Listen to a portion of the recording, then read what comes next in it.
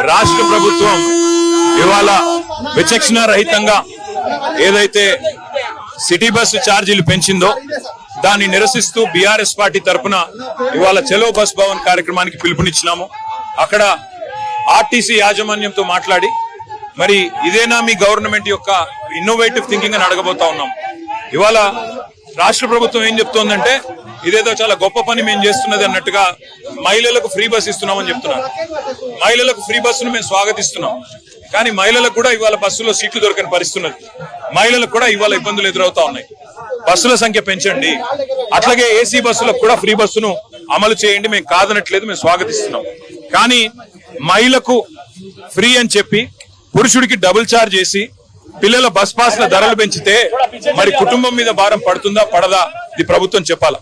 BRS ప్రభుత్వం ఉన్నప్పుడు నెలకు 120 కోట్ల మరి గ్రాంట్ ఆర్టీసీకి ఇచ్చి ఈ సంవత్సరానికి 1500 కోట్ల గ్రాంట్ ఇచ్చి ఆర్టీసీని కాపాడుకునే ప్రయత్నం చేసినాం. మీరు ఇవాళ 2 పనులు చేస్తున్నారు. ఒకటి, ఎవరైతే పబ్లిక్ ట్రాన్స్పోర్ట్ ని ప్రజా రవాణాను వాడే పేదలు ఉన్నారో, మధ్యతరగతి ప్రజలు ఉన్నారో వాళ్ళని నడ్డి విడిచే ప్రయత్నం చేస్తున్నారు.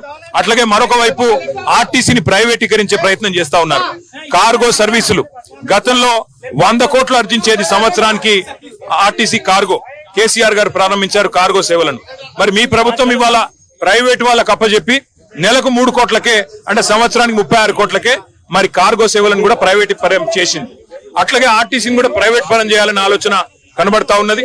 ఒక కుక్కను చంపే ముందు పిచ్చి కుక్కను ఎట్లయితే ముద్రేస్తారో ఆర్టీసీ నష్టాల్లో ఉన్నది అని చెప్పి ఇవాళ ఆర్టీసీని ప్రైవేటీకరించే ప్రయత్నం ఏదైతే రాష్ట్ర ప్రభుత్వం చేస్తున్నదో తప్పకుండా దీన్ని బీఆర్ఎస్ పార్టీ తరఫున నిరసిస్తున్నాము. తప్పకుండా ఈ పెంచిన ఛార్జీలను వెంటనే తగ్గించాలని డిమాండ్ చేస్తున్నాము. నెలకు ఆర్టీసీ కనుక కష్టాల్లో ఉంటే తప్పకుండా ప్రభుత్వమే ఆ నష్టాలు భరాయించాలి. ప్రపంచవ్యాప్తంగా ప్రజా రవాణా ఎక్కడ చూసినా నష్టాల్లోనే నడుస్తుంది. లాభాల్లో ఉన్నది చాలా తక్కువ చోట్ల. నష్టాల్లో ఉన్నప్పటికీ ప్రజా రవాణా అనేది ప్రభుత్వం యొక్క బాధ్యత.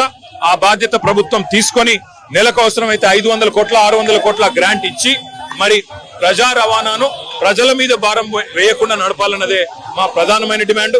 అట్లాగే ఆర్టీసీ ఉద్యోగులకు ఇచ్చిన ప్రతి మాటను ప్రభుత్వం నిలబెట్టుకోవాలి.